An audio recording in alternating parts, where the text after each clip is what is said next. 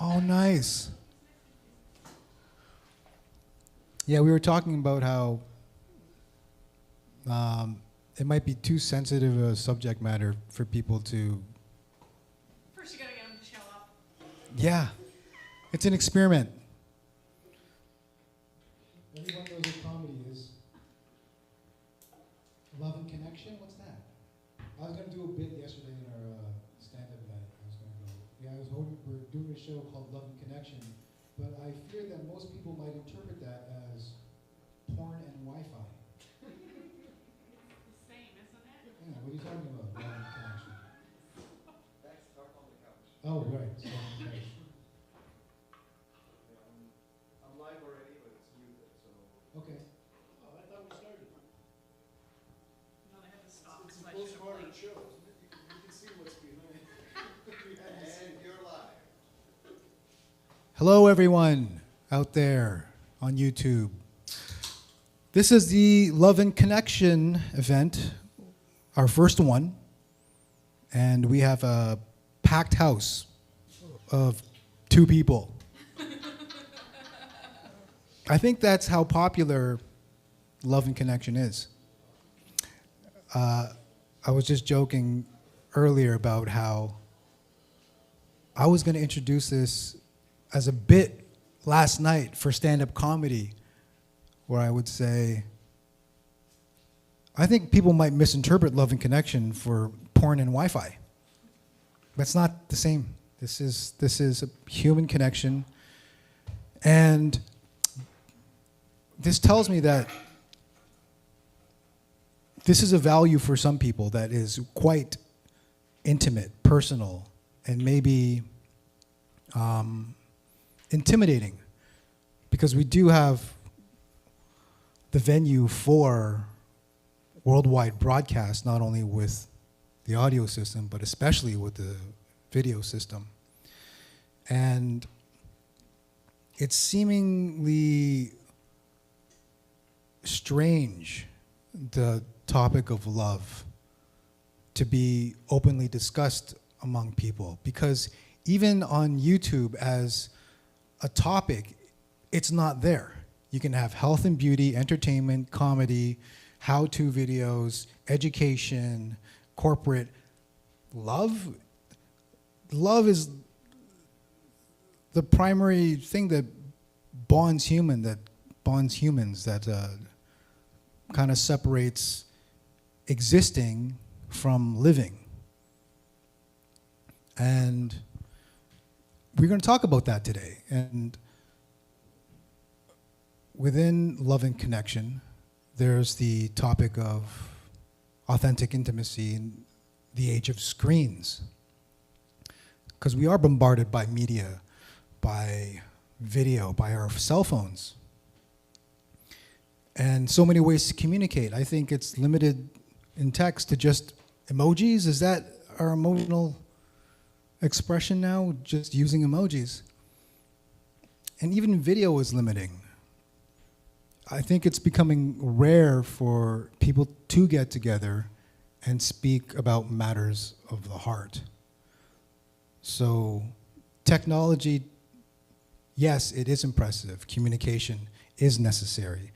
It's evolving every day. But to stay connected as humans being present with each other, talking about these real matters outside of what is blasted on our screens all the time in terms of news and entertainment and distractions, it makes discussions like this more valuable, more rare. It's almost fading away as an obscure, odd interest. So this is lighting that fire.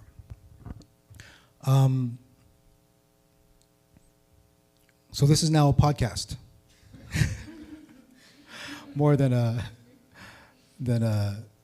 talk show. When it comes to why I personally chose this, is more of an experiment. I know love through heartbreak. And to be honest with you, my heart's been broken 1,000,000 times by me. When you look back, I'm 48 years old, to my past self, I just didn't know any better. I didn't care enough. And I know now the power of taking full responsibility for who you are and who you're becoming. So valuing all that heartbreak has made me who I am now.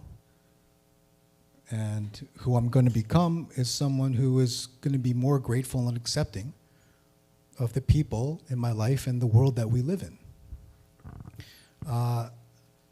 Navigating through technology, that's ever more challenging because information entertainment is just so not only compelling but intoxicating. And let's talk about that, what it means to, what love and connection first off means to the people here. Who would like to come up first and be my guest? He's gonna go. Yes. Everyone, please give a round of applause to Jake Jenk. Now, Jake Jenk is the founder of CFTA, and he has a love of art, and without his love, the community that CFTA represents wouldn't be around. So, Jake, thank you for obviously CFTA, but also for being my first guest.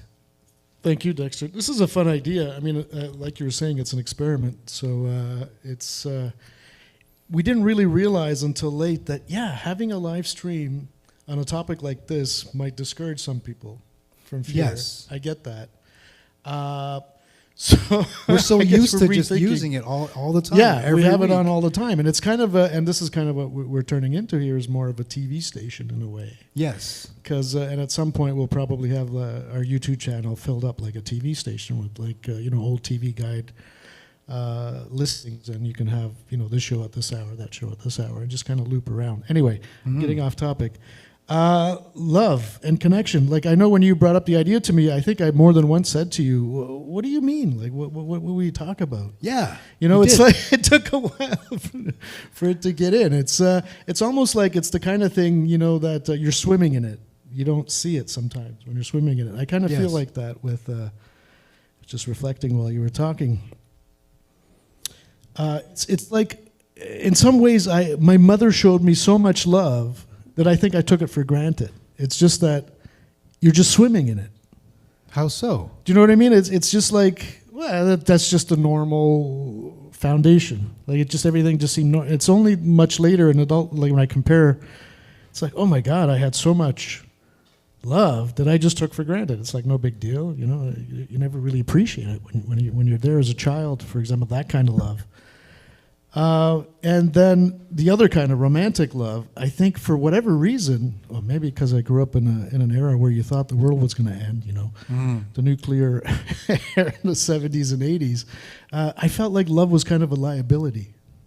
A liability. Yeah, that's what it felt like when I was a young man. It felt like I don't want to get entangled because when the shit hits the fan, it's as if the world is going to end or whatever. Everything's going to go badly is how I used to imagine it. Maybe I wasn't so wrong. It felt like love would be something that would hold you back. You know what I mean? You could get it. You'd be taken advantage of because I know how important it is. Like I fully commit to it, but I didn't want to commit to anything because if I did, then I would be beholden. And this is your past self, because obviously. Yeah, this is my past self when I was a young man. I've taken a turn, as you might know. When was that turn? At what age? Well, it coincides with me basically stopping working. There's that. It coincides with me trying psychedelics. It coincides with me being more of a single person. So in my 40s probably is when I really turned it over to a new way of being. And with regard to things like love. The first woman, this is kind of gives away a lot. The first, serious relationship I had maybe lasted 10 years of a relationship and 10 years to break up. And, it's just, and during that whole time, I don't know, I had a really difficult time saying something like, I love you. It would be weird. It just didn't feel right. In fact, and because I think in some sense, the way I grew up in my family, you would never say that. It's like, well, obviously we love each other. Why the fuck would you, like, what are you, fucking weird? Like, why would you say that? It never made sense to me. And Yes. it was strange that my girlfriend kept insisting somehow, either, verbally or, in other ways. And I resisted it. It just didn't feel authentic to say that. I feel like, why am I doing it just because you want to hear it? That doesn't make sense. Like me being really stubborn about it. Yes. But it's not really about me. Sometimes I get it now. What's the big deal? People like to hear it. And then, in a strange sort of way, if you say it a few times, you actually start to feel it more. Is that what you realized, or Well, I know. is it still just a word, or is it a precious? Oh no, it's different word? now. But it's nothing. To me, it's not something that you point to. It's not like, oh, this is love and this isn't. It's Yeah. like it's kind of a broad way of being towards another, Yes. right? Some kind of conviviality, some kind of attraction, some kind of being together, some kind of need, some kind of desire, some kind of necessity, whatever. There's many reasons Mm-hmm. for there to be that connection, right? And I'm not going to give any, objective, loyalty to any one of those things. It's just all of those things in varying degrees and recipes, which seems to account for a good way to describe just about anything in this universe. It's not like one thing or the other. It's usually a good What is smear of things. connection mean to you? How do they pair in your mind? That's Love the and other connection. thing. This is great therapy for me. You guys should come up here next. This is wonderful. I actually am going to come up. Yeah, It's please. stop Yeah. sweating. Okay. Oh, we should put on the AC, George, if you wanna. If it's too hot in here. Yeah. I don't think I got to that. What were we talking about? Love and connection. Oh, connection. Yeah. What does So, that, what does hey that there. mean in your mind? How are Hi. you? Well, it's connection. I've talked to you. Probably you're probably tired of hearing this, but recently I've been thinking more in terms of myself and humans as kind of like a collection of body systems and a collection of mind systems. It's like you have body functions that are going on, and various ones in general work together, and you have some mind systems, which are the abstract thoughts about it. Yes. Things that we do, that we communicate in words Yes. to each other. What I found is that no matter what your mind thinks, your body probably wants to be near other humans. Even like the most misanthropic person, you'll often find, they'll say, oh, I don't want to be near anybody, I want to be alone. But they find ways to sabotage that. It's like the body finds, and it might actually result in violence, right? In a strange sort of way, that's a way of being intimate with somebody who doesn't know how to be intimate with somebody. Interesting. Do you know what I mean? It's like the Unabomber. I don't know, someone who just wants to be away from everybody because his mind has decided people are a problem. Okay. But the body still, like mammals like to be near other mammals without thought. Yeah. But to you personally, because that is more of an observation, you personally, how do you connect with people? Because like you said, we are all different. Yeah. And getting to know how unique someone is Yeah. in their own way would shed light on how people can relate or understand the differences in others. I guess I relate to people in a way that I'd like it to be natural, whatever that means, in the sense that It's not forced. yeah, and I've kind of avoided situations in life, like getting a real job, because it felt like. So as a result, I wasn't homeless. I started my own businesses, but but as a result of that, what were we talking about? Connection. Yeah. What's connection to you? Yeah, it's something that's necessary, whether you think you need it or not. Yes. Is what I've found, right? And that's what I attribute to your mind systems telling you this is a bad idea, but your body says, no, I like it. It's kind of keeps my systems regulated. There's some kind of a feedback that goes on. It's not this woo-woo hippie stuff. It's there. Well, can I interrupt There's you? something, yeah. With some woo hippie stuff that I see. Yeah. You as a dad with Aurora. Oh, yeah. So Jake has a 5. She just she's turned 6-year-old? 6, Okay, yeah. she just turned 6. Mhm. And she loves you. She Oh, is like puddling your arms all the time. Daddy, this We're always hugging. consistently. Every time I see her, she's like, Yeah. Daddy's little girl. Yeah. So I hear the word daddy maybe 4,000 times a day. Yes, I can see that. It's exhausting, but it's wonderful. Yeah. it is wonderful. Yeah. Describe that connection. Again, it's kind of a natural thing. It's not. I don't have to force it. Yes, you don't have to Right? force it. It just, and you don't have to play a role in a way that you have to think about it.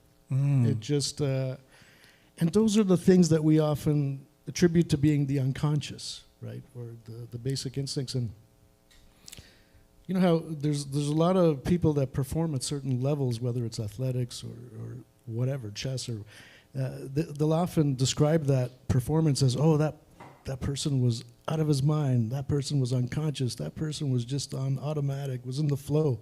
It's as if we really praise that way of being that is without thought, Yes. in essence. Yes.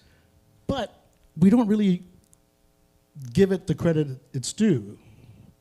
The flow of life. Well, and how the body people- systems, I think, rule us much more than we realize.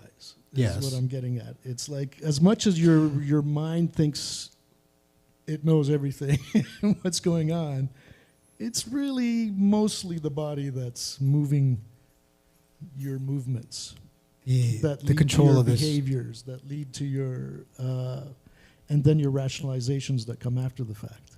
Mm. It's really quite interesting that if you have like a what's it called? Corpus callosum, which is cut, in people that it's cut, and they don't have access to the right side of their brain, so they're all just left brain people.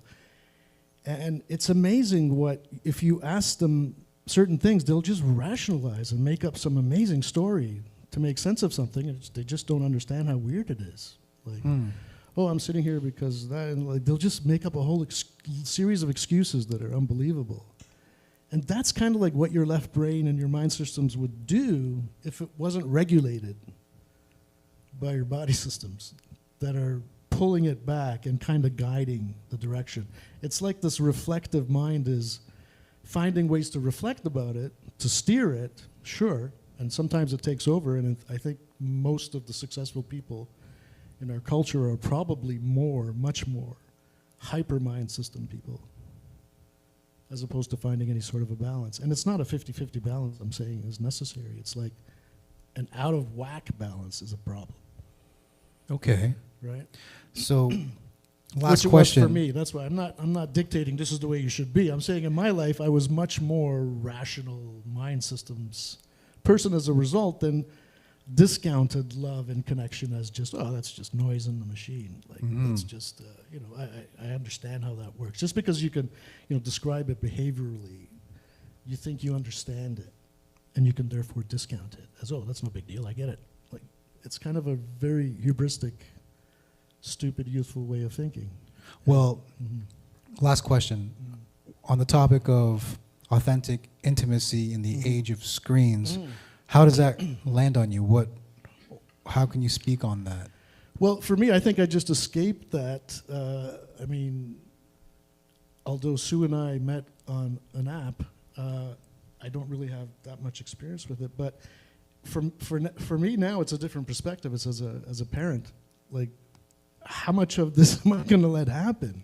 Because You mean Aurora with Aurora with screens, for example, like, Is and she- what that's going to lead to. Of course, it's designed to attract and pull in the attention and make you want to do it more. and it's so normal for every kid I see has Absolutely. an iPad or something. Yeah, so I got to figure out a way to deal with that, and I haven't really. So I'm just kind of letting it happen with some restriction. Yeah. What do you feel would be the detriment if that just becomes Well, normalized as an for extension now- of a human being is to have some kind of electronic screen Oh, with them? I think so, and I think that's the promise of it. It's just the way it's implemented now is that it's used to manipulate you, to profit from your attention, which is a totally different system of encouragements to do that, right? We're encouraging more of that type of engagement and connection. It's now, you know, you want to differentiate between connection online and connection, you know, in person. They're both connections, right? And they're both valid. It's just they operate on different frequencies. They don't, there's a checkbox of different frequencies, let's say, of types of connections. Yes. And being in person might check off a bunch of these boxes, and being online in a certain format or forum might check off certain other boxes, but they're both connections. You know, who are we to judge? Wouldn't the human connection be more primary than that of electronics? It's different, definitely. Yeah, I would advocate that being in person is better Yes. for you as a general system, Yes. as a body, as a human. If you're playing the human game, if you want to call it that, this thing that we do, which is being human, then you're going to connect with other people. Otherwise, you're not being human, because that's what it means to be human, it seems, is to... Like, language only exists because we need to communicate with others. Yes. Otherwise, why would we have language, right? So it's built into us, and we've really developed that aspect of us. Language. It's so amazing. Yeah, and Yeah. our body systems are communicating right now. Yeah. And there's no screen, and there's a constant availability to just jump in and interrupt, and Yeah. the back and forth as opposed to just... Yeah, I mean, I don't want to sound like, you know, an old fogey, but I think people might miss it, and it's going to, in some sense, create some kind of a more value and a premium for human interaction, Yes. right? I think it'll become rarer, but there will still be people who crave it. So, Well, Yeah. Jake, thank you much for being thank you. my first guest. Round of applause for Jake Jank, everyone.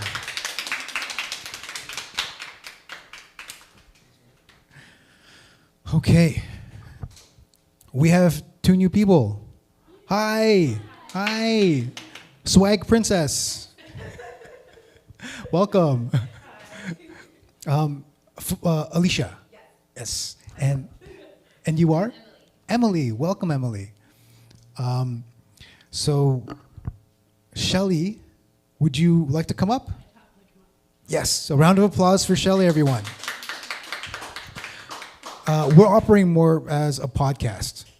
And this is, I'm glad that you're here, Alicia, Emily, Shelley, because we find that maybe not a lot of people want to share publicly what they feel or speaking from the heart. So you're the rare few, and I really value your presence and attention. Shelley. Hi. So what attracted you to this event, Love and Connection? Well, I actually thought we were here to rail against dating apps, but this is also good. Something tells me you don't have good experiences with dating apps. Actually, I'm going to take a step back because it's really, to me, it's not just love, it's connection more. Okay. So I'm new to Hamilton. I've been here for 3 years. And it's very hard to connect in a new city, especially after you get to a certain age. Shelley, where are you from? I'm from London, Ontario, actually. Okay. Yeah, so I lived in London, Ontario for 20 years, have tons of friends there, knew tons of people. All of that was created through in-person connection. Yes. But then I moved to Hamilton, and then after COVID, people forgot how to connect. Oh. And it is true, it is true. And I think we were heading that way anyways, but I think COVID sped it up. I think Yes. it really sped it up. Because even to find female friends is very tough, very, very tough. And because of my age, I sort of fall into a category where people my age are starting to retire, and I'm just starting a career. So that also puts me in a place where most people who are 20 to 30 are, not 55, right? So that's another issue. So I did try to go on dating apps to make connections, right? Not just to meet men, but to meet female friends as well. Like I tried Bumble, and that was just crazy. So I finally decided that I just needed to get out into the community, and that's what I did. I mean, I just stopped bothering with that, and I just got out in the community. I'm not saying that I've found love, but I've found connection, right? Yes. And connection can be in some very unusual places. It can be Well, for me, it's a dog park every day. Everyone knows me. Everyone checks on me. Everyone wants to know how I am. Are you doing okay?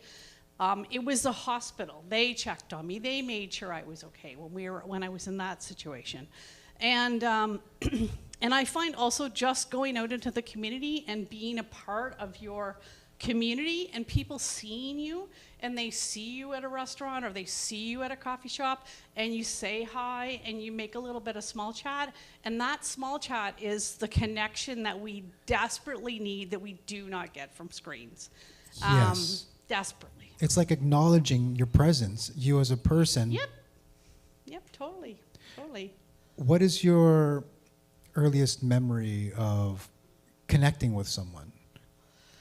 So I grew up in a small business, and it was filled with truck drivers and farmers. Okay. You either sank or swim, right? You just learn to work with the customers, and if they joked around with you, you joked around back with them. So I think we bought the restaurant when I was 11. So yeah, that would probably be my first time that I remember making that kind of connection within the community. If that's the kind of question you're meaning, like that kind of connection. Well, human connection. Yeah, So human connection would be probably family, right? Parents and sisters and things like that. connection School. in the community means serving patrons and Yes. customers? Oh, yeah, absolutely. People will come into a small town restaurant and they will tell you their life story. They will tell you things that they would never tell their own family. And I've recently started just working very casually part-time for another business here in the city, and it's the same thing. Like I said to the lady owning the shop, I said, yes, I talk about the product, but I also am a psychiatrist for 8 hours while I'm here. And because people are so desperate for that connection that they really want to have someone to talk about, and they want someone who's not going to judge them, Yes. right? They just want someone to listen. So you know, good thing I've been in a lot of therapy. Right? So, but it's interesting how desperately we need connection. Even when you're even walking through a business, and like I saw a man the other day and he was buying cat grass, and I thought that was the sweetest thing. And I said, "You're such a good cat dad." And he said to me, I thought he was going to burst into tears. He said, "Oh, my cat is dying, and it's the last time it'll get to have cat grass." Like, he would have never told anyone that buying it, but because I stopped and said to him, "You're such a good cat dad," he shared something that's really painful, right, with a total stranger. Yes. So we desperately need connection. Like, I love the internet. I love like all of the things that it's brought to us. And I remember a time when we didn't have it, and I love what it's brought us, but I also think that we've lost our way when it comes to being able to connect. So if we can't connect, how will we ever love? And Right? how are you going to make connections moving forward? I'll just keep doing what I'm doing. I'll just keep doing what I'm doing. What? So you're still on the apps? No. Not at all? You've abandoned them? Oh, no, I gave up on that. That's just a waste of time. Okay. And I can outright tell you why. Because many people are on there because they think that they need physical intimacy, but they most desperately need connection. They most desperately need it. They've convinced themselves, because we're so obsessed with it, that it's all about the physicality of it. Yes. But it's not just the physicality.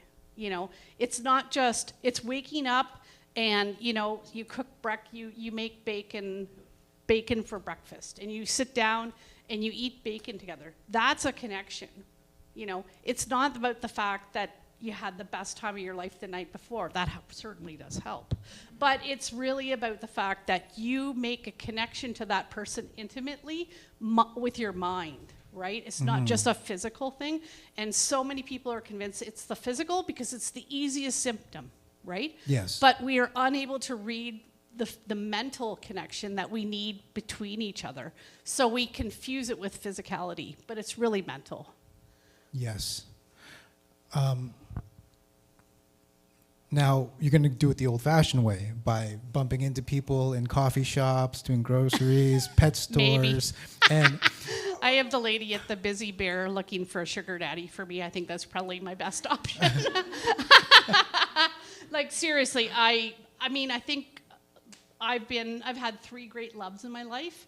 I've never been a person who was great at saying I love you. I was the person who was like, hey, let me build you an entire X for your hobby, right? Yes. Or let me make you the world's best lasagna. I was never great at saying I love you because my parents weren't, right?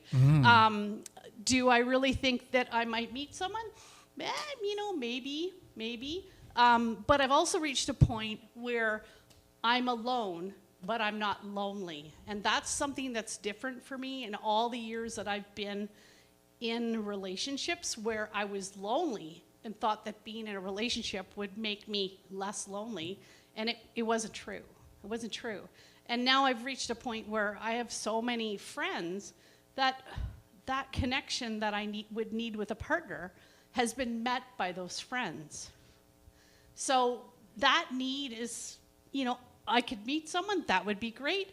But if I don't, that's also great. What you love about yourself. What do I love about myself? Because Yes. I'm not afraid to get up on a stage and Yes. start talking like this. That is quite brave, obviously. That your relationship with yourself. Because you said there's a difference between being lonely and being alone. Right. So when you were lonely, that means you needed something. Now that you are alone, there's like an ownership and an openness to that. Yep. Yep. Describe that. What does it mean to be alone to you now in your 50s? Well, I'm alone because I'm in a weird age bracket when it comes to dating. Like I said, most people at my age are starting to think about retirement, and I've just started a new career. Yes. And so I can't really relate to someone who wants to retire. Because if I dated, so let's just put this in, I've sat down and thought this out so much, and I've been to so much therapy, so excuse my overanalyzation. No, go for But it.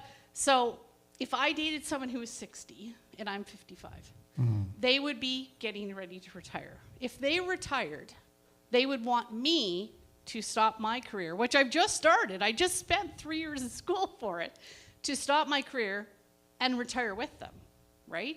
And I don't want to do that. I don't want to do that. So I can't date anyone who's over 60 because that's where they're going. They're thinking about retirement. They're thinking about a life without going the daily grind, where I actually want the daily grind right now because, well, I say that now, but we'll see. And we'll see. But if I date younger than me, then many of them have small children because here in the city, people have children much, much later. Now, I have a 31-year-old son, and I have a 27-year-old son. I go drinking Jaeger, and my kid takes me home so I don't fall in a puddle and I don't get home, right? So my life is far, far different from someone who has young children at home. So if I was to date someone who is younger than 55, they would have young children. So now I would be back into the mom role, and I'm telling you, I'm really liking this Haagen-Dazs stays in my fridge for months business, right? No teenagers come and inhale all the bread or eat all the peanut butter every week, right? So I'm sort of used to that. So I can't, if I date someone younger than 55, then they have kids. If I date someone older, then they want to retire. So I find myself, and I try not to tell my kids because they just look at me with that look. I actually date people younger than 40 because then at least they may not have children yet. They're not in a hurry to get married. They just want to have fun, and they want someone to go and have fun with them. And that's all they care about. That's all they care about. So that's how it sits for me. And it's just a really weird place because I never in a million years thought I would see myself in this situation. The way you speak, though, you seem optimistic about it. Perhaps. Somewhere out there, there's an 82-year-old sugar daddy who will let me get 100 dogs and have a farm. But, I mean, no, I'm only joking. I don't know. I mean, it's hard to say. You can't predict the future. I mean, I guess I look at it from a very unique perspective, and I'm not trying to blow your podcast out of the water, but my partner had brain cancer and passed away 5 months ago. So when you're dealing with that situation with someone who's so young, and like we moved to the city to create a new life together. It was going to be him and I retiring in this city. We would have our grandkids someday come and visit us, and this was going to be our life here. And instead, in like 18 months, it was totally blown out of the water. So you look at things from a different perspective. Yes. You can't really predict the future. All you can do is live every single day like it's your last. And you know, people say that all the time, but when you are literally going down that road where you can see that you're going to have to start making funeral plans, you plan differently and you think differently and you are never the same again. So maybe I'm optimistic because, you know, I met him and he was wonderful. And if it happened once, it can happen again. Who knows? You know, who knows? Shelley, is there any last words you'd like to share? No, not really. Thank you for having me up here. And thanks for listening. Shelley, thank you very much for sharing. Round of applause for Shelley.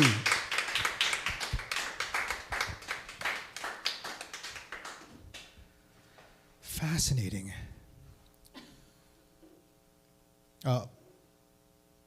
So your husband passed away recently. He was my partner. We were Your together partner. for 9 years. Okay. Interesting. That's speaking from the heart. Who else would like to come up on the podcast?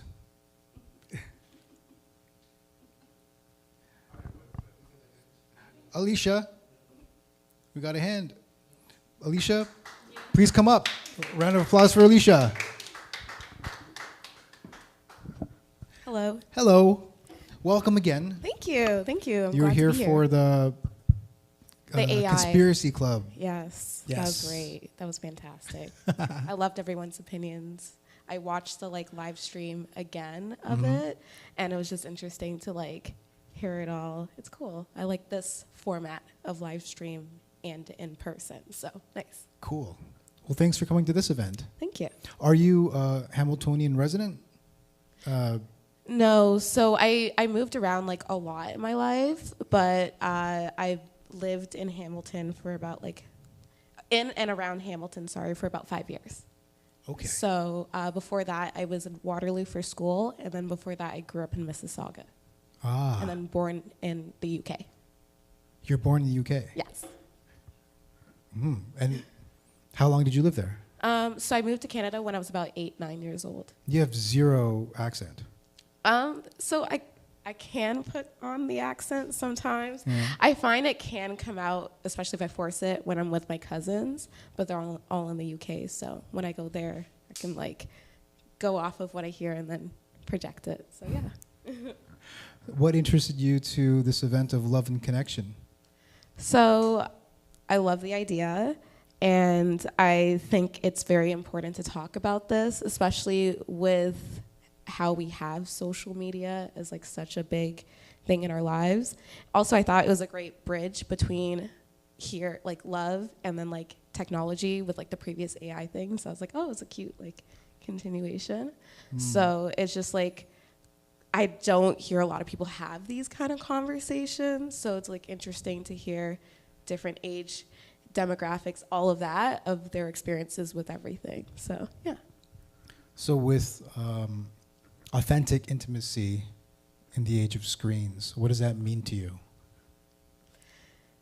In my case, so when you called me Swag Princess, I laughed. I loved it. I loved it because on my way here, I was thinking about, okay, how should I go about presenting myself in these spaces, which is more intimate, to me, more authentic, versus my career. It's more of professional, and sometimes those do not mesh well with me.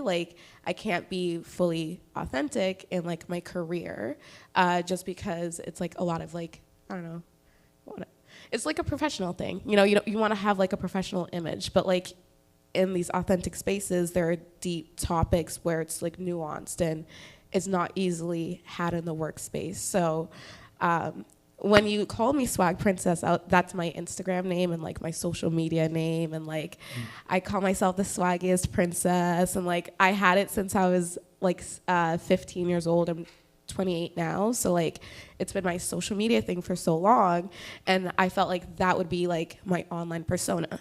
But now it's like I'm splitting myself into different like almost characters or categories. The social media version of Swag Princess, the workplace version of Alicia, and then maybe like at home version of Leash, as my family calls me for like short.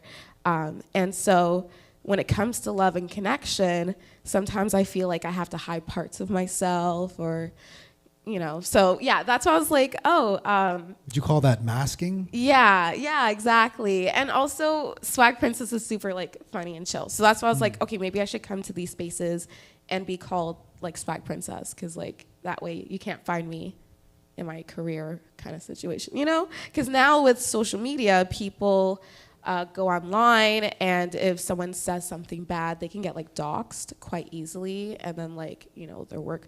It's social media makes like a weird dynamic It with is. a person being their authentic selves, and everything's weird. It is. It's challenging. Yeah. And I think the only thing you can do is really own yourself, and that's what I'm hearing from you. And you're admitting that these are 3 different versions, but it's necessary in this day and age.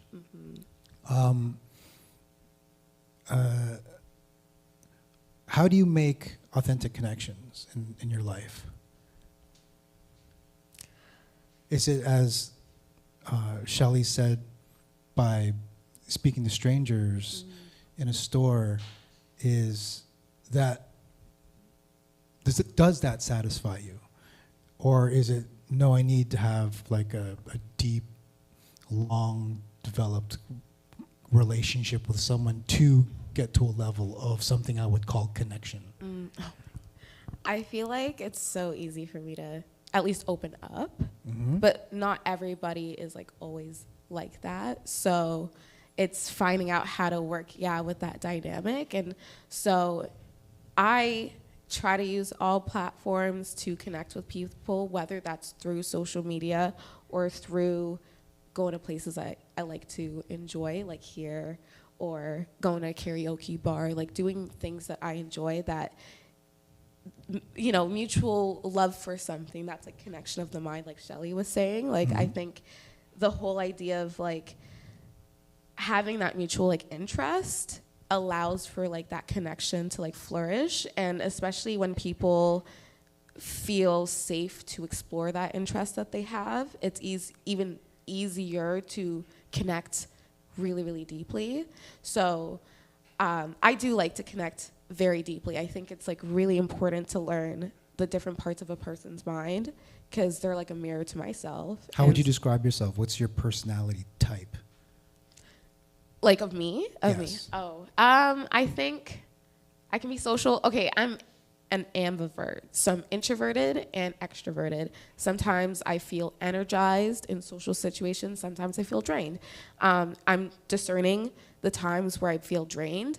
And it's definitely like just people who give off this energy of jealousy, envy, negative vibes. Like, I'm a very positive person, so that's my, like, who I am as an individual. I try to be positive. I really try to engage in things that further myself and further that connection with me and other people of like, hey, like, you know, this is a collective conscious, as I like to think.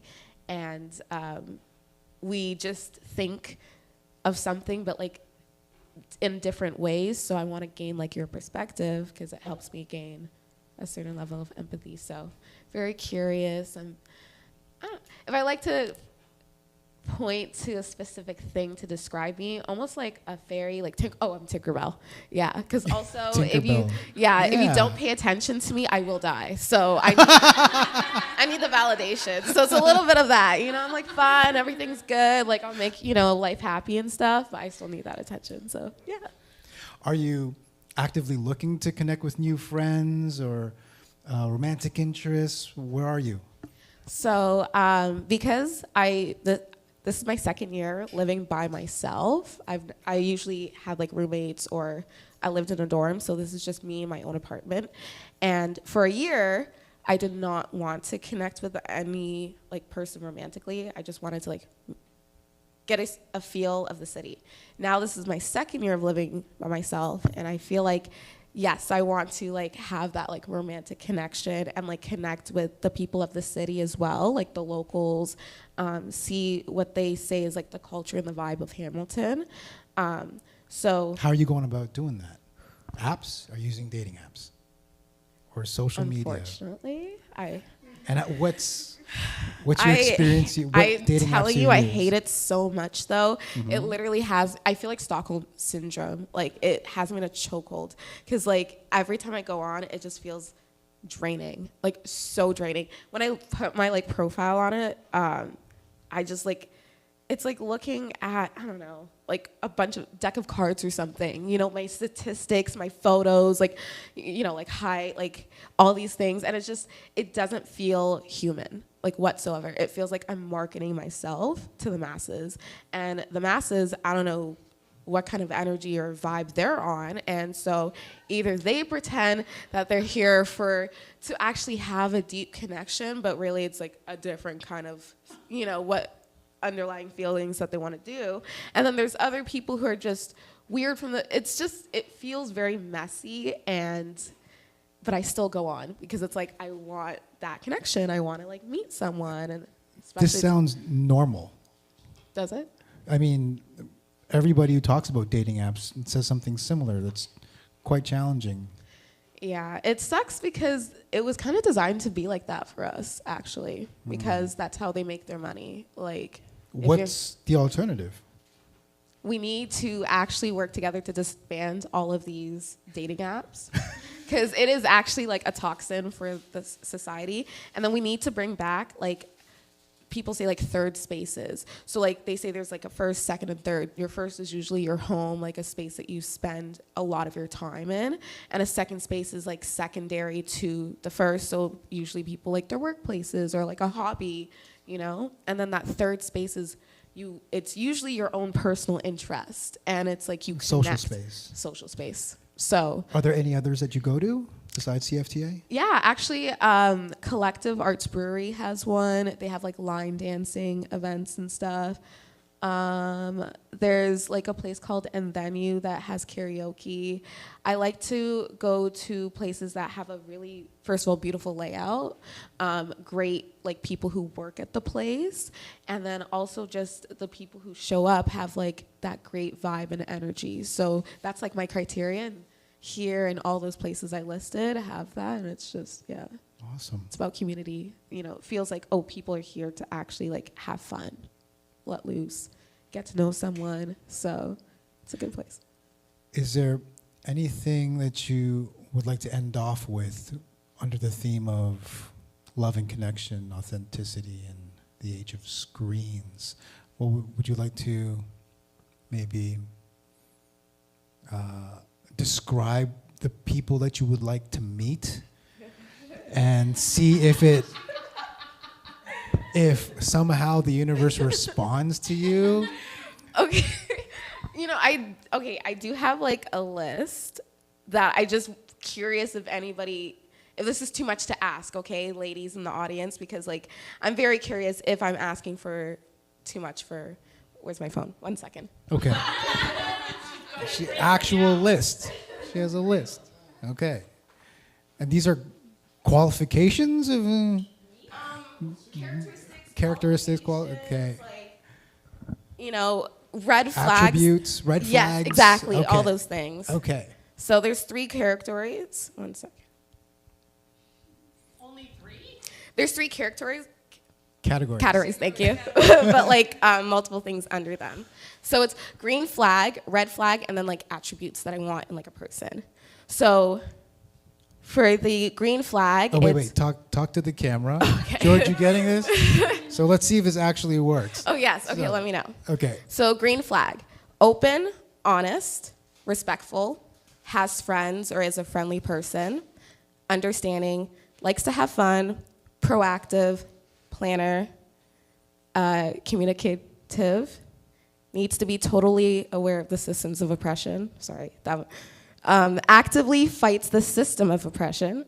Got it. Non-judgmental, introspective, like they, want to learn about themselves and the world. Self-aware, similar sense of humor, similar music taste, Oh, sorry. Similar music tastes. That's a long list. Yeah, there's a lot. Against the patriarchy, similar political beliefs, community mindset, and not a love bomber. Some other things that I really would like for them to have is mature, emotionally intelligent, growth mindset, financially literate, has some sort of schooling, hardworking. This one is a little like attribute, but like 6 feet or taller. Sorry. That's a preference. Makes more money than me. Travels, is obsessed with me. And then some red flags. Isn't polite to people or strangers. Messy, dirty room or car. Doesn't pay for dates. Doesn't plan for dates. Someone who has a wandering eye. Had a cheating past. Has no friends. Doesn't tip at a restaurant for a date. And for me, because I don't have kids or anything, so just like doesn't have kids is not a red flag, but something I like not looking for. Yeah. Yeah. You can find her at Swag Princess on her socials. Yeah, there's more, but like we don't have to get into it. But like so far, is it like picky or? It's picky a bit. Oh yeah. Yes. For example, for the friend thing, Okay. you can be more loose about that. Okay. Because someone can be introvert and complete you, and it can become a little bit more extrovert with you. So there's some stuff you can lose a little bit. Mhm. It doesn't have to be like that. Right. You see what I mean? Yeah. Interesting. Okay, I'm writing this down. And sort of to add to that is that sometimes a partner may not be all of the things on your list, Yes. but the positive aspects of you can balance them out, right? Like, so my partner that passed away. Shelly, one moment, can you pick up the mic, please? I forgot. Sorry, guys. Sorry, I'll So- talk louder. yes. I can talk very loud. So my partner, he was terrible cleaner. He couldn't clean to save his life. Oh my God, he was a nightmare. And so I basically said, you know what, I can't live like this because I'm like a cleaning fanatic. So I just said to him, why don't you just do what you're good at? And that's how we did it. We did it that way for 9 years. So yeah, he was a messy slob when I wasn't around. Like I come back and I'd be like, oh my God. But we learned to balance out the things that were things we were better at, and so you learn to adjust. So I got it. Wonderful. Okay. Emily. I agreed that it was a little bit picky, but not so much picky.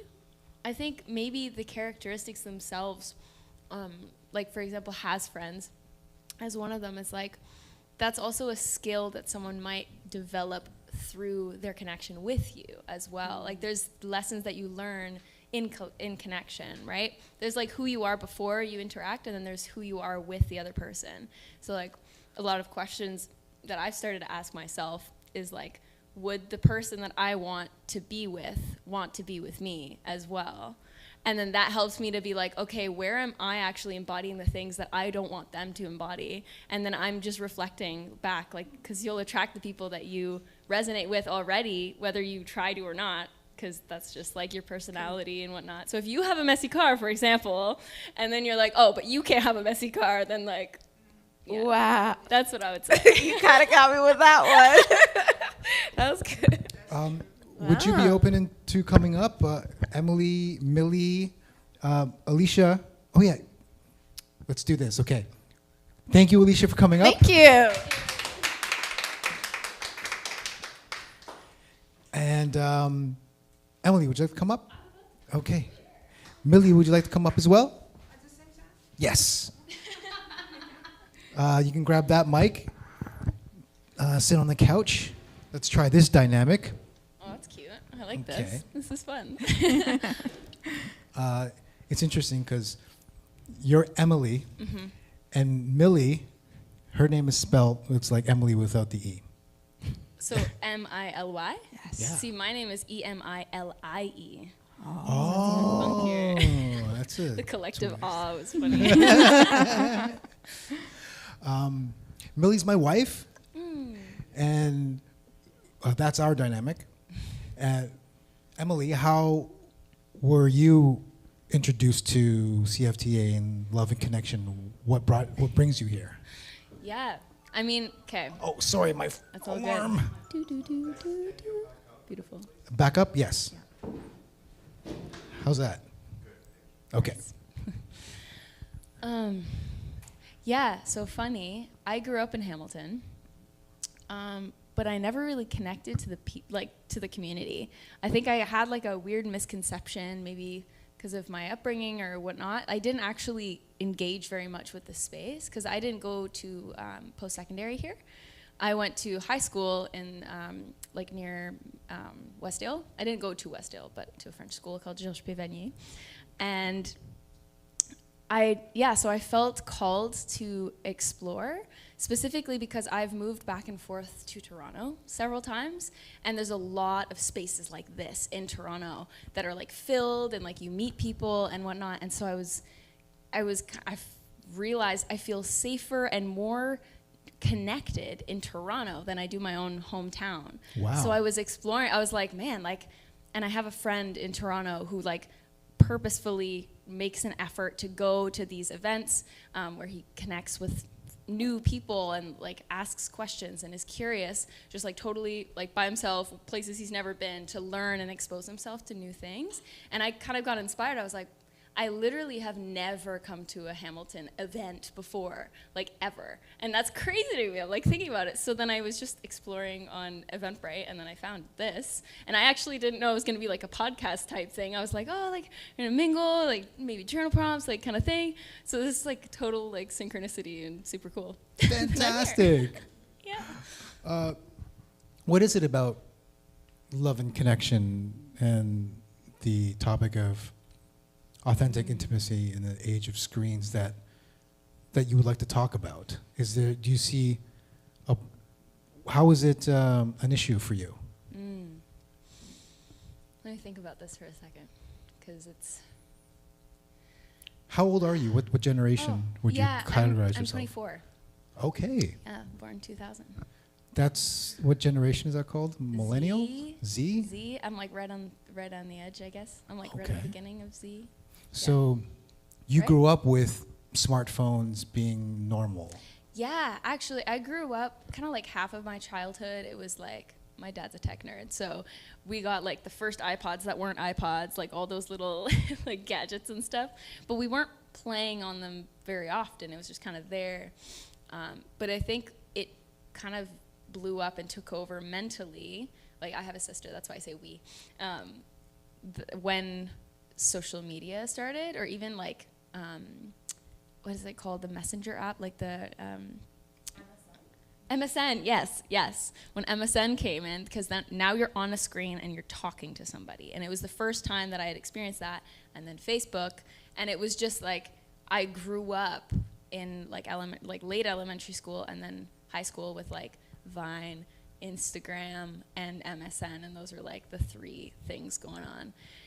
And that, like, I guess that's just an aside. That's just like my upbringing in terms of how deep it is. But back to your question on love and connection and why I find it so, why I'm here and what I want to talk about is,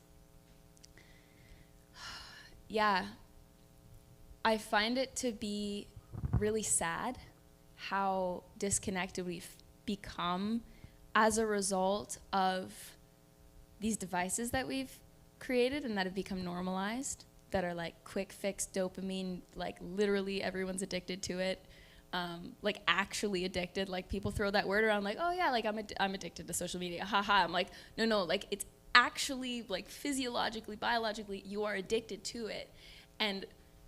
But like, where do we have digital rehab? Like that doesn't exist. And because of that, it burns out all of our like hormone production and all these different things.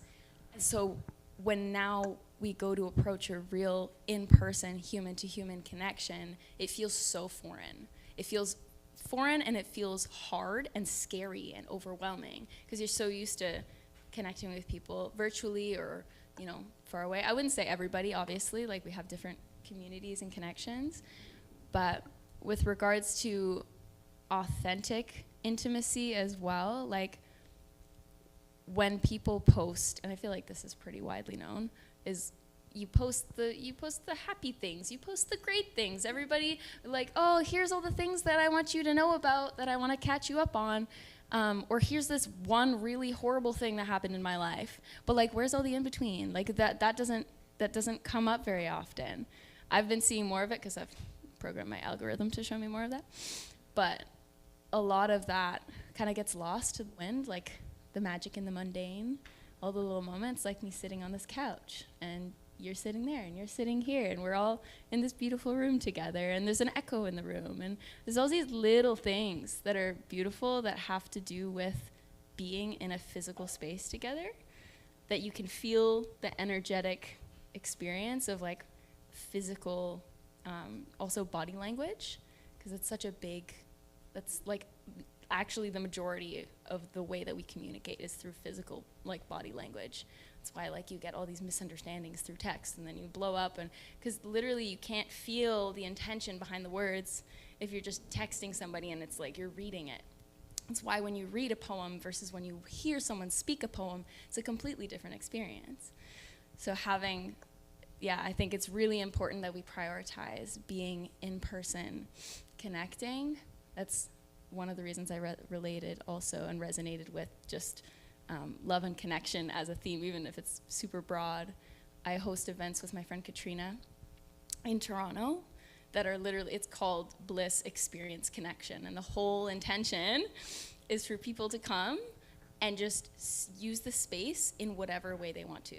Like, you don't have to participate. Yeah, we're gonna lead a meditation. You can join us. You can also just sit outside for like the whole 4 hours that we're doing this. Or you could participate in one thing and not participate in another thing. So I resonated with the topic and I wanted to kind of communicate and hear everybody else's take on it, because I think it's like really, really important that we have connections, especially with the state of the world and with the state of like social, but also like environmental and all the like the real shit, the real shit that's there. We need to have the umbrella of knowing who our friends are, who our doctors are, who are all these different things that are important. And then from there, we create and we find safety in one another. Wonderful. Yeah. So, very great share, Emily. So that's the reason why your friend inspired you to be event hopping, I guess, to discover yourself. And you're also creating your own. Wonderful. Millie, what does that bring about in you with what Emily shared? What comes to mind? Something that came to mind is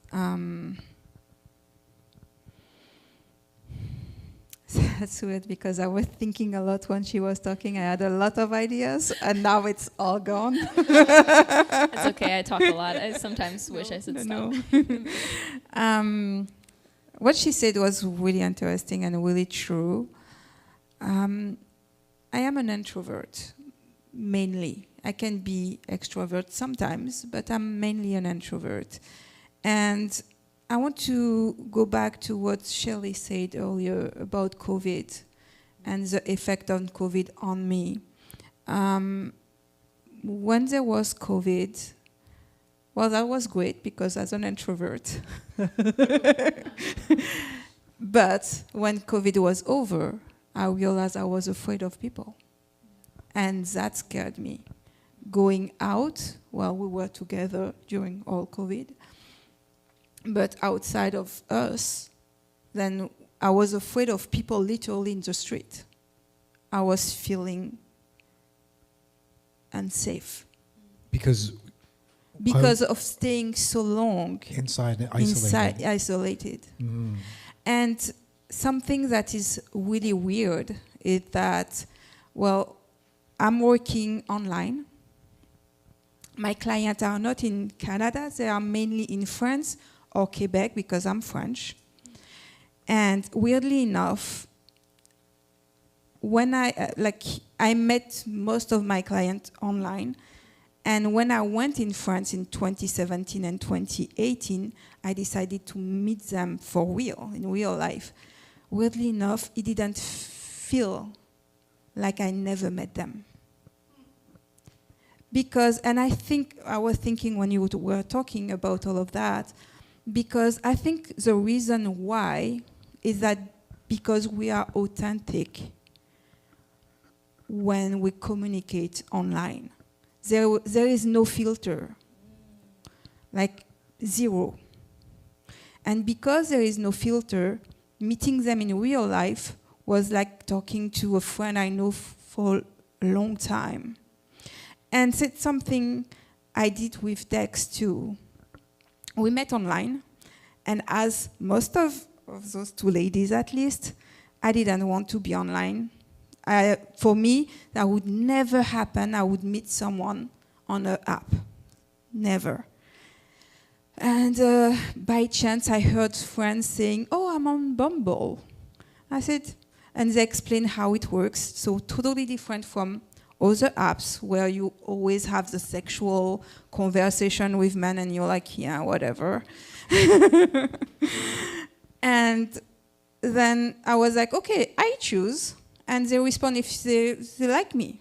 So first of all, when I created my profile, I said, I'm going to put all that I am. So all the bad stuff about me is going to be out there. So if you don't like that, just pass your way. And so that's what I did. And I stay on that app 10 days. So basically, I selected 3 men. He was one of them. And one thing, because I have been authentic, honest, and I wasn't playing games, because the issue is that even in friendship, people just playing games. And one thing you said is that it's showing off something you're not. And because we're showing off all the time what we are not, we cannot connect. Because we just want to be so perfect. But perfection doesn't exist. And we have to learn to accept the other person with his default, or weakness, should I say, and his strength. The same way we should be accepted for our strength and our weaknesses. Let me cut in on that note. On our first date, she was like my 5th. And I wanted it quick as possible. Like, either you like me or you don't. So I told her all the things that give her reason to not continue the date. Oh, you're both doing it to each other. Yeah. It's like, listen, I have a child with a woman that I have issues with. I have these things. I'm working here. Like, okay, now just go. And then she just listened to me. And she said, go on. And after all this, I felt heard, listened to. There was a connection. And then she said, let me ask you a question. Are you a psychopath?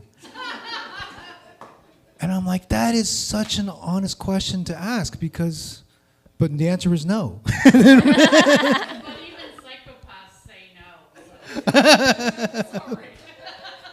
Well, I won. She just doesn't know. He doesn't know yet. It's all part of my long-term plan. Continue, Millie?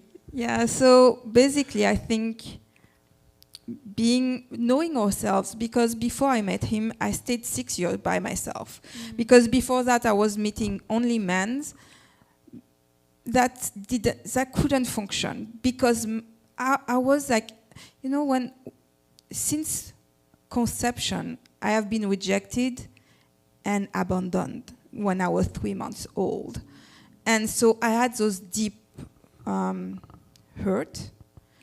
And because of that, I couldn't, I was either make sure that the relationship would end, so making the man abandon me, because that's what I knew, or being rejected. And I was, either the person was like that, or either I was creating unconsciously those situations. And so one of my colleagues, when I was leaving France to come here, I don't remember what I said to him, but he said, you don't want to get married, you just want to feel secure. And because he told me that sentence, I was like, yeah, I have an issue. I should work on myself. And I took 6 years to build myself on different aspects, having my own business, doing really what I wanted and knowing myself. And because of that, I was ready to have him, basically. And it wasn't, like, even before him, the type of men who are attracted to me, they weren't the same kind than before. Even though I wasn't, like, there was nothing that could go on, but they weren't the same kind of man. They didn't have the same mindset, they didn't have the same kind of emotional connection. So I knew I'd change. And I was like, okay, I'm ready now. and yeah, so the rest is history. Thanks, babe. You're welcome. So, Emily, what kind of connections do you want to make? Are you looking for friendship, romantic relationships? Where are you at? Interestingly, what you were describing with the taking 6 years to just like discover who you are and become more of yourself and understand yourself, I feel like I'm in a weird in-between space where I don't feel that I'm actively searching for connection, because I feel that that's something that happens organically when I follow what I care about and what I like. So in spaces, that's like natural with all community. Like, for example, if I go to a dance class, I love dance. I'm just going because I love dance and I want to dance. But you know who else is there? A bunch of other people who love dance. And you know how we can connect? On dance. But you know what? Maybe we'll connect on other things. Who knows? So I think from that space, figuring out who I am and what I want and what I love in my own day-to-day life, what I want to create, is kind of the path to discovering which connections are aligned romantically. And then also just friendship-wise, I feel that I'm at the beginning of me rediscovering that through coming to events like this, where I'm like, yeah, I've never been to any events in Hamilton, and I've never gone out and done things like this on my own. I have a few times, but sparsely. Would you recommend the same to people your own age, your friends? Are they different from you? Are they more homebodies? Are they more extroverted? I have a very diverse collection of friends, but I would say maybe the majority of them are artists, like musicians and music producers and audio engineers, and also like visual artists in Toronto. Like I have a lot of like self-made project kind of friends, with those careers. So you're neurodivergent. Well, I am, but yeah, I guess that's a funny correlation, probably. I know I am, but I don't know about all of them, but yes. Yeah, so I would say through those connections, I've realized, like, the reason I have all those friends and connections is because I went to audio engineering school. I don't do that now. Funny enough, it brought me to Toronto, and then I met a bunch of people, and I discovered a bunch of different things. I tried a bunch of different things, but not with the sole intention of, well, no, I think that's wrong. The intention was to figure out what I wanted, but I was still coming at it from a place of fear. And because I was coming at it from a place of, I want to be included, I want to make sure I'm doing the right thing, I want to make sure I'm, using my skill set, what should I be doing, rather than just like letting myself relax and listen to what my body wanted and my heart wanted, it led me to a wall every time. It led me to feeling burnt out. It led me to getting diagnosed with Crohn's disease. It led me to like realizing that although I love all my friends and I love what they're doing, that the surrounding network I had cultivated was not actually mine, in that I had inserted myself into a network because I wanted to belong, and that's why I moved to Toronto. I was like, I have FOMO, all my friends are having these events, and last minute I want to be there, but I can't because I'm in Hamilton, so it takes me a long time, it costs me money, and that was my like reason for moving to Toronto. But as I've kind of gone back and forth and explored all these different connections through that, I've really realized that me going out and trying to pull connections to me isn't going to work, because now I'm approaching it from, I want connection for connection's sake, not I trust that who I am connects with people, and that those people will connect with me based on who I like am and who they are in a moment, and that might change in the future, and that might, you know, be different before and after. But that's kind of where I'm at right now, is cultivating the kind of person, like I said to you, that I would want to connect with in myself. And I'm not in a rush to connect with anybody, but I'm also not, I'm not against it happening. So yeah. Okay, final words. What advice would you give people who want love and connection more in their life and are naturally experiencing the challenges of this screen addiction? Are you a role model for those, to say just get out there and just go to different events that are somewhat mildly interesting to you, at least? I don't know about role model. I mean, I definitely am addicted to my cell phone. So, but in terms of, I guess, advice, like if I were to share from my heart what I feel is most important when searching for connections, it's, are you coming at it, it's less advice and more question for someone to ask themselves, is, are you approaching a connection because you're trying to fill a void you're scared you can't fill yourself? Or are you full and you're excited about life in the ways that you can live it, and you're open to enriching it through connection with another human being, if romantic relationship is what you're looking for? That's very well phrased. That's what it's. Yes, it's. Thank you, Emily. So, being whole and finding other whole people to connect with, as opposed to fill my cup because it's half empty. Yeah, be on your mission. Do what you care about, and people who align with that and who resonate with that, like what you were saying, how like you're on this career and whatnot, and you're just starting out, but your age bracket is like different than what you would standardly like see in those places. But that doesn't mean people don't exist that are in the same place as you. It just means maybe if you follow that lead full force, you're like, yeah, I'm this age bracket, I'm doing this thing. People who also are in that will find you too. As long as you're not looking for connections in places where those aren't the things that are happening, right? So yeah, just being your full self and then letting people come to you. Wonderful. Yeah. Millie, what advice would you give? Just before that, I Okay, want to sure. say something. Yes. Well, I always say that the world going in the right direction, even though what we can see right now, it's not that good. But tonight, I have the proof of it. What's the proof? Those two young ladies. True. Yeah. Yes. So that's the proof that we're going on the right direction, and I'm feeling so much joy and love for that. So thank you, girls. Thank you. Yeah. So Any last words? So I want to recommend, for people who are looking for love, I want to recommend a book. It's The 5 Languages of Love. It's from Gary Chapman, because it's important not only for love, like romantic love, but for friendship, for parenting. Understand the language of each person, avoid a lot of issues that could be avoided, basically. Just be authentic. That's, if I have one word to say, just be yourself, be authentic. That's all that matters. How does someone know that they're being authentic or being themselves?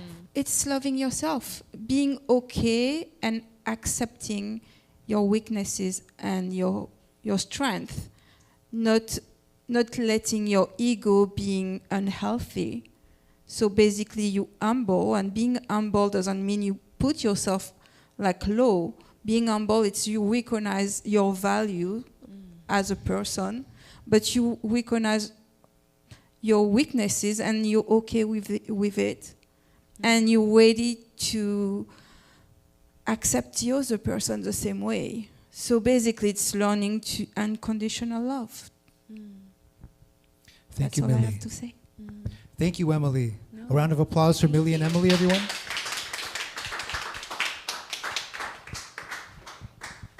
Oh, yes. Leave that And I'd like to invite, I saw Eamon here. Oh, George. Yes, come up.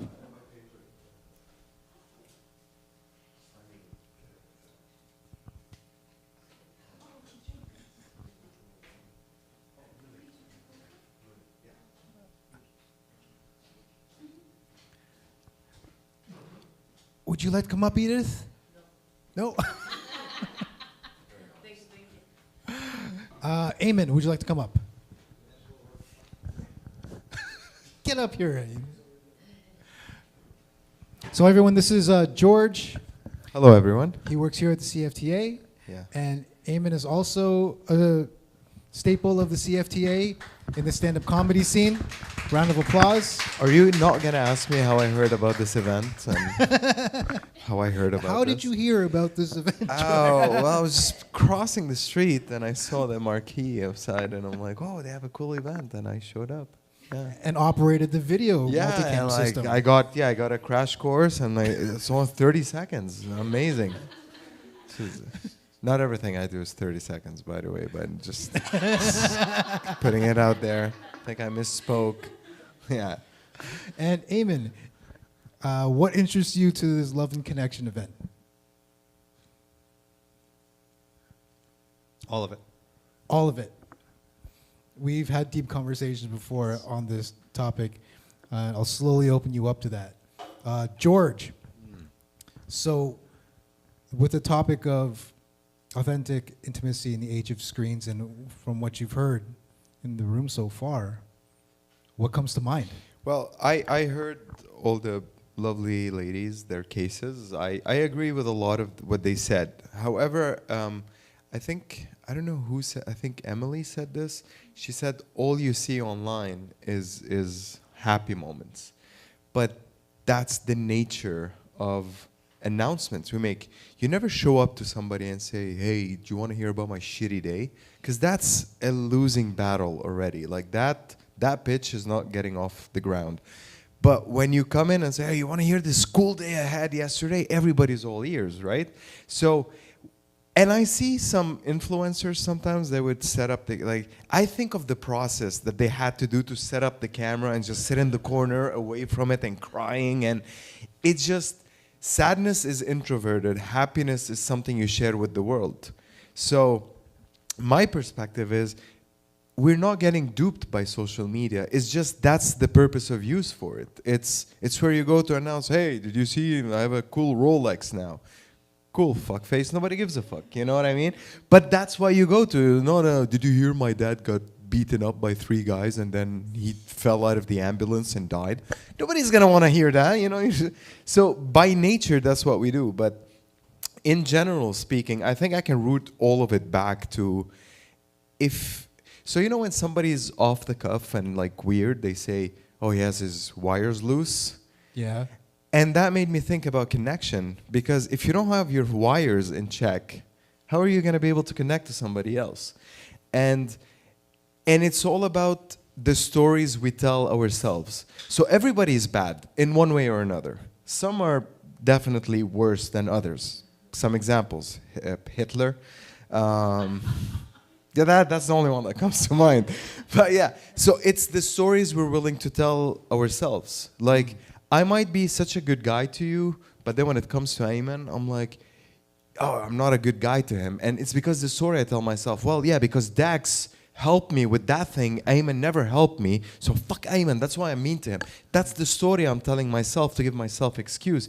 But as long as I accept that story, meaning I know myself, I'm well connected to myself, I'm not apologetic, because I hate that term, I would say I'm comfortable in my skin, then connection becomes very easy, because you're not putting on a layer that you have to think, what face am I showing these people today? What story do I want them to hear about me? No, I'm just being me. And just like servers, for the tech nerds out there, when a computer is trying to connect to a server, it sends a ping message. It doesn't just go, oh, I'm connected, like it's magic. Just like that, humans, you have to put yourself out there to make the connection happen. And that rings true with my wife. Like when people say, oh, true love is effortless, you don't get fucked. Like, you know how many times my wife and I clashed? But it's because we're both willing to put ourselves out there and find not a middle ground. It's the place where she's more comfortable and I don't care, or vice versa. Because, for example, I'm a neat freak. I'm taken though, and I'm not 6 feet. I'm just an inch shy. Yeah, but with my wife, for example, she's a tornado. Like, that's what I call her. Like, I do the dishes. I hate dishwashers. I do the dishes before I go to bed, and I make sure everything is placed back in the cupboards. I wake up, and she's one person, and there's 6 cups already by 7 a.m. I'm like, how the fuck does one person go through half a dozen? Do you understand that that's half a dozen of cups? But because I care, she doesn't. I learned to accept that, and I think of it, that's cute. Like, she knows I'll take care of it. So that in that way she needs me. So I'm fine with that. You know, but in general, I hope to God, and that's falling back into what I was saying about being comfortable in your own shoe. I hope to God my wife doesn't need me. Not because I don't want to be there. I'm always there for her. But I do want her to be good on her own, as she said. And we're just these two people who are good on their own, just coming together to build something even greater. But that's it. I don't want it to be like, oh, if you don't see you, I'm going to slash my wrist, you know? I am like that, by the way, but that's a different conversation. But I put on an act for her, like, I'm good. You can travel. It's all right. What I'm hearing is your primary relationship is with yourself, and that's really healthy. Yeah. So then that allows other people to, if not mirror, Yeah. but talk to you at that level. Yeah, because that's how I make connections. Like, even in this digital age, where people are like, oh, we're Facebook buddies. I don't use those terms. Here's my thing. When I walk into a space, I'm very uncomfortable talking to people. But that's precisely why I do it. Because everybody wants a connection. Even that weird dude who's massive, like 6'5", probably up your alley. And he has a motorcycle, wears a, like a wife beater, do you call it? Like, and he has tattoos, and you think he's a meanie. There's a way to break into that person. And that becomes a game. I gamified socializing because I hate it. Like, naturally, I just want to be left alone. But I gamified it. I'm like, I'm sure I can break this guy down. Like, I bet I can get him to tell me something personal about himself in 10 minutes. And it's because, again, the game is not something I'm putting on. It's naturally how I think, and I'm fine with it. I just build connections. Like, in a year in Hamilton, my wife calls me the mayor already, because the way I just walk into space and be like, George, I haven't seen you in a month. I'm like, what the fuck? She goes, when have you been here? Like, that's how I am. I just walk in and I'm being genuine. If somebody needs help with something, I offer it. If somebody needs information, I give it. I'm not like, oh, it's not my job, it's not my thing, I'm moving out. No, I lean into it because I hate it. Thank you, George. Yeah, thank you.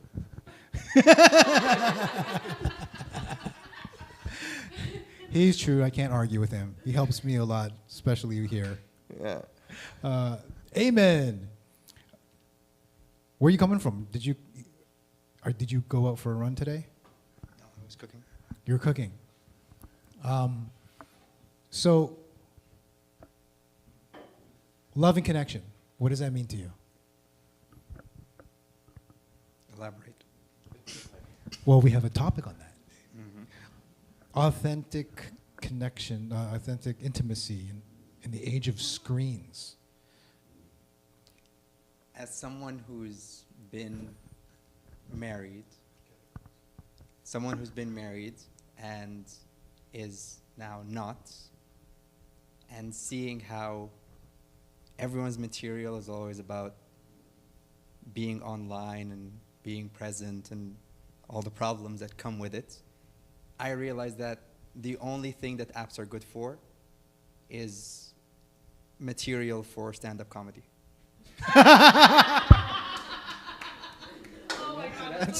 That's a great bit. Okay. I came in, I was late.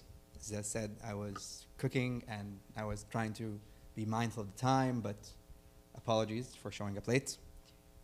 I did catch some of the tidbits that Millie was sharing, and Emily. Yes. And I could not agree more, because what we show people online is what we want them to see. At a certain point, there are parts of ourselves that even we don't want to see. And that's the part that your partner should be able to see and accept. Yes. So Powerful.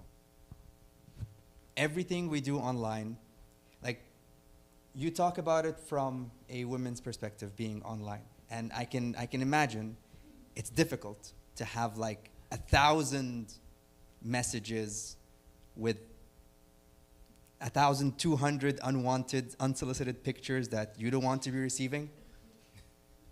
Whereas if you think of it from the other side, and think of it as someone who is sincere on the other side, trying to connect with someone.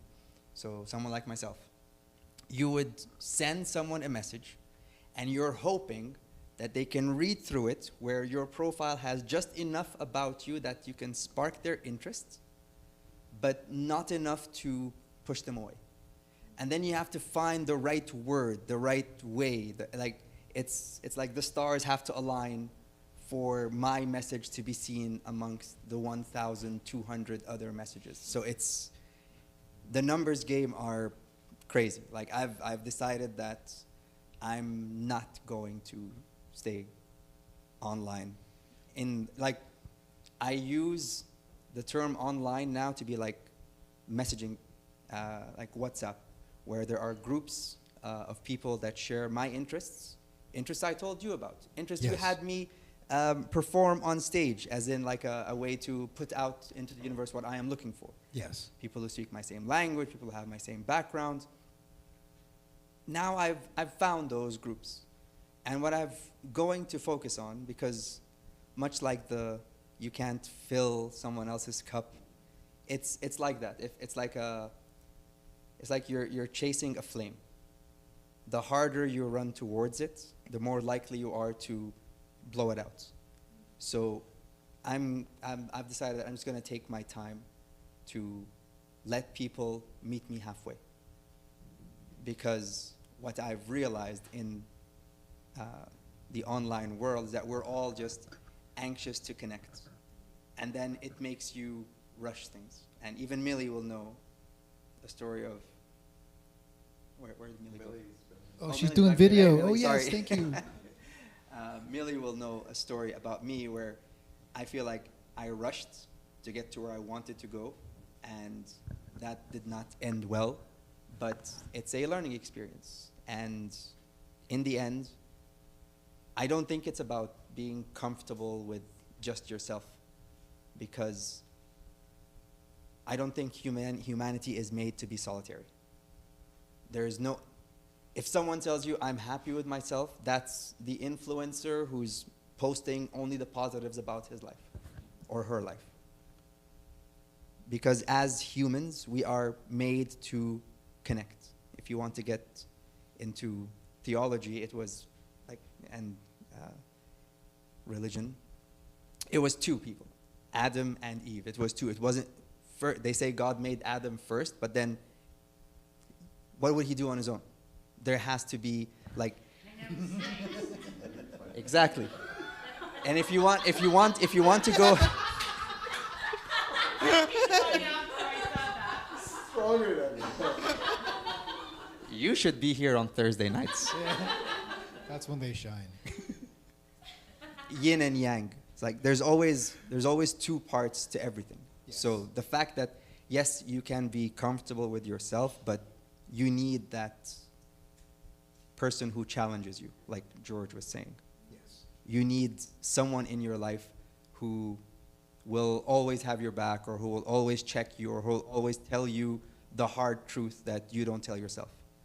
You can't say that to yourself, because no matter what, you will never be 100% honest with yourself. You'll always leave just a little bit of leeway for you to be able to make it through the day. Okay, so you are looking to connect with someone romantically, actively, or You've taken a break from that. I've taken a break from being active. Like, Okay. I'm focusing on doing things that I like. Like I told you, I signed up for a race next year that Yes. no sane person would sign up for. But yeah, it's 250 kilometers in the Sahara Desert. Wow, that's amazing. Wow. And that's where I'm hoping to find myself, in the desert, where you'll be alone. You'll be surrounded by people, yes, 1,500 other runners, but when you're out there running, you don't want to be talking to someone, you don't want to be wasting your breath, you want to be conserving your energy, you'll be in your own head. And I'm hoping the desert will introduce me to myself, because that's a conversation I've been running away from for a long time now, just to see who I am out there, no tech. So like, you won't have your phone, you won't have a connection to the outside world. It's just you and those people around you, and you and the dunes as you run from one point to the next. So I'm looking forward to that. And then, should I find something along the way, till then, I'm not shying away from that, but at the same time, I'm not pursuing it anymore. I'm not running towards it, because I've come to the realization that if you chase for something, it will just go away from you. You need it. The attraction needs to be both ways. Like, you both need to meet halfway. Now, I know that sounds strange, because the two relationships that I had, one being a fiance I had, the second being my ex-wife, it was always, I like you, but no, I don't feel it. And they're like, oh wait, let's do it. And then it didn't work out.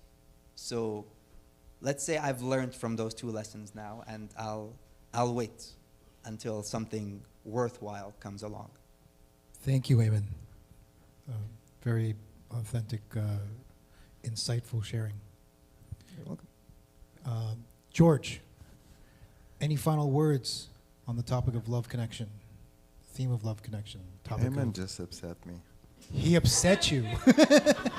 Okay, for context, I've known this person for 12 years.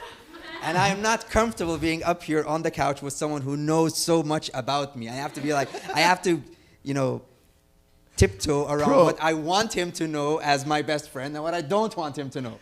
So the thing, when he said 250 kilometers, all I could think of is, what did I do 250 times last year? And all I can think of is slices of pizza.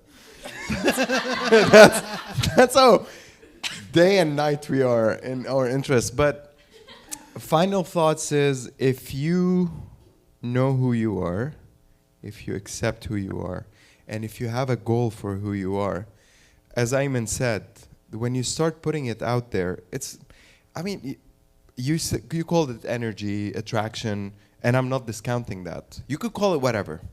Whatever it is, in reality is, you're shifting your space and time continuum around you by putting the things you want out there.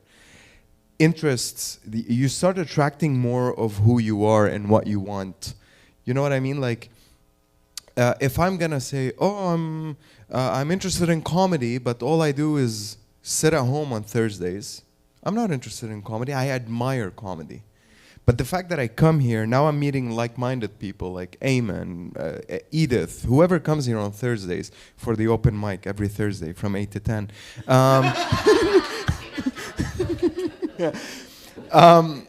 Two for one patties. That's who I'm gonna meet, because I'm putting myself out there and people are meeting there. Now, that doesn't ring true in love, in my case at least. My wife and I are absolute opposites, but because she also knows who she is and she loves herself. She tells me, I'm gorgeous. Like, that's my wife. And you see, that's but that's actually how you should speak to yourself. Rather, I looked at myself, I ate 250 pizzas last year. You know what I mean? But she speaks kindly to herself, and we're polar opposites, my wife and I. In everything, name anything you could think of, we're polar opposites. But we just gel well, because yin and yang, and it's like whatever I don't have, she has. Whatever she doesn't have, I have. We don't need each other, but it's like the combo makes one whole good human. somehow. Well, you share the same values then. Everything Yeah. else is necessary to be Yeah. different. So, Yeah. uh, And that's also the connection part, that we both don't want children, or compets as they call them. So that's- Compets? Yeah, that's what you call them. it's compets. Friday. It's not Thursday. I'm sorry. Different But no, event. but we both don't want children. It's because we still think there's a lot inward discovery that we need to do. And if you have a child, I'll give it 100% of my connection. So that's unfair to me. So we refrain. So all I'm saying is just be yourself, love yourself, speak kindly to yourself, and then everything else will fall in place automatically. You don't even have to think about it. Okay, be your wife. That's what you're saying. Yeah, exactly. Okay. Not me. No, not you. Yeah. Eamon, final words. What comes to mind, or what comes to heart? In this age now, coming to terms with yourself also means coming to terms with your trauma and what you are carrying. And it's very important to see that on the other side. So instead of having the age-old, hey, did you like what you ordered, or how was your day? You should focus on asking them what is their trauma, what are they bringing with them that you would need to help them unpack. What is their baggage that you help them unpack? There's a reason everyone calls it baggage, because the one thing we all do when we get back from travel is we just leave our luggage unattended in a bag on the side of the house where you live out of it when you're back home. That's the same with our trauma. It's just we carry it, we keep it on the side, and we go to it in little bits and pieces, little trips every now and then. Ask that person what their baggage is. And like George said, try to connect authentically. Thank you, gentlemen. A round of applause for Eamon and George, everyone.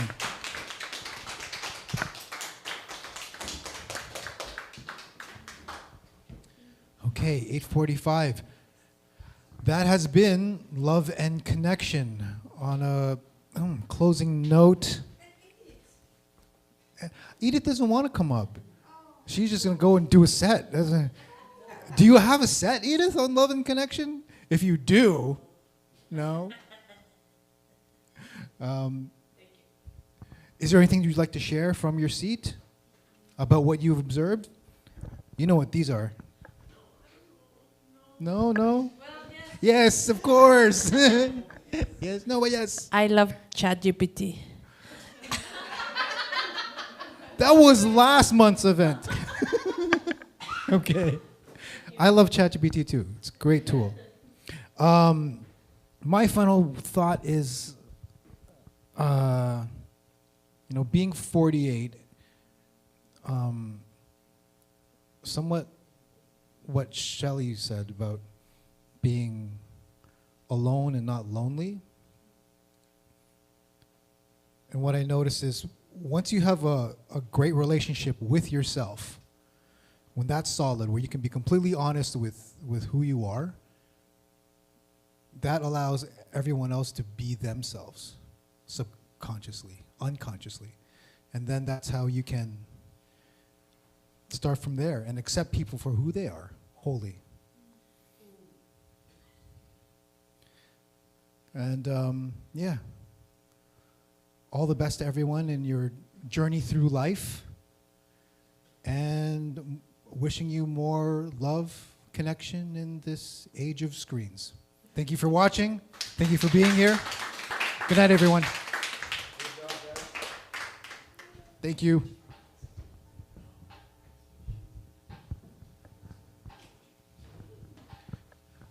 Feel free to mingle. There's some refreshments at the bar. Is it camera? Oh. Also, everyone,